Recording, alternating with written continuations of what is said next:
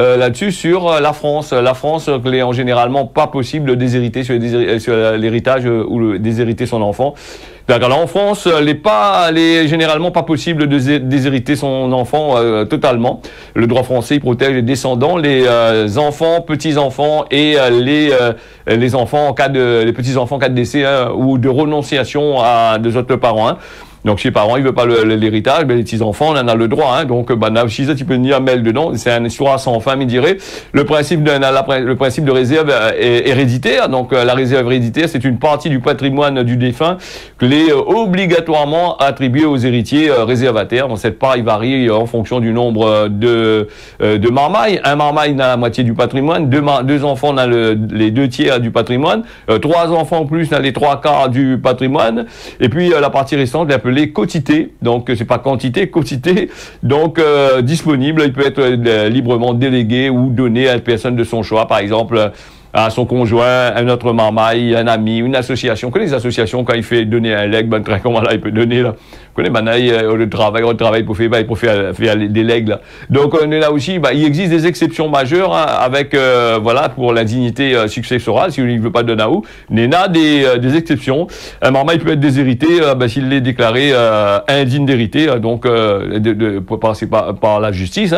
Les cas d'indignité, les strictement définis par le code civil, ils concernent des faits graves tels que avoir donné ou tenté de donner la mort au défunt, donc avoir porté des coups ou commis des violences qui ont entraîné la mort du défunt, ça aussi il est pris dedans, avoir dénoncé calomnieusement, aller faire la fait commérage pour le défunt, chez le défunt, donc ce criminel passible de la réclusion criminelle à perpétuité fait croire que le défunt c'est un assassin, là.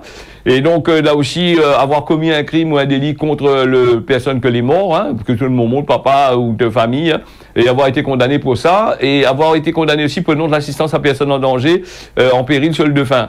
Alors si je n'ai pas, personne n'est je l'ai pas occupé, je la laisse aller mourir dans ce truc, que je veux l'héritage, dont t'as les bonheur, ça ne gagnera pas, donc là aussi si, L'indignité peut être automatiquement, dans certains cas, d'indignation, de condamnation pour meurtre, par exemple, où elle est prononcée par un juge à la demande des autres héritiers. Mais il est important de noter aussi, mais même que chez les parents, il ne peut pas déshériter totalement un marmaille.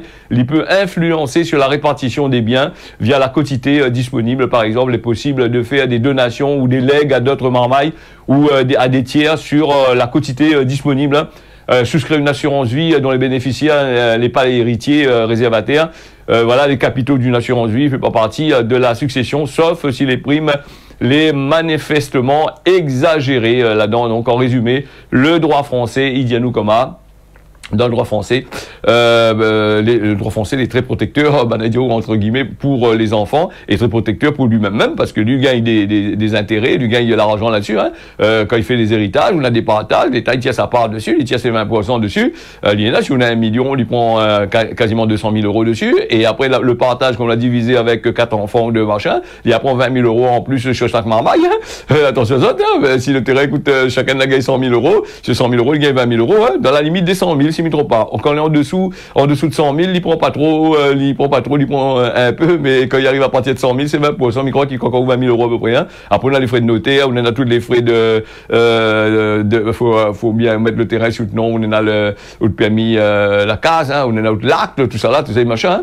Alors, donc, en résumé, disons qu'on le droit français est très protecteur envers les enfants en matière de succession. S'ils souhaitent organiser la succession de manière bien spécifique, il est fortement recommandé d'aller consulter un notaire, un avocat spécialisé dans le droit de succession, parce que c'est un domaine assez complexe. Allez pas voir n'importe qui, n'importe quoi, n'importe comment, parce que ça, tu risques de d'entendre les bonheurs et gagne un peu le choc en dedans. Donc voilà un petit peu pour le droit.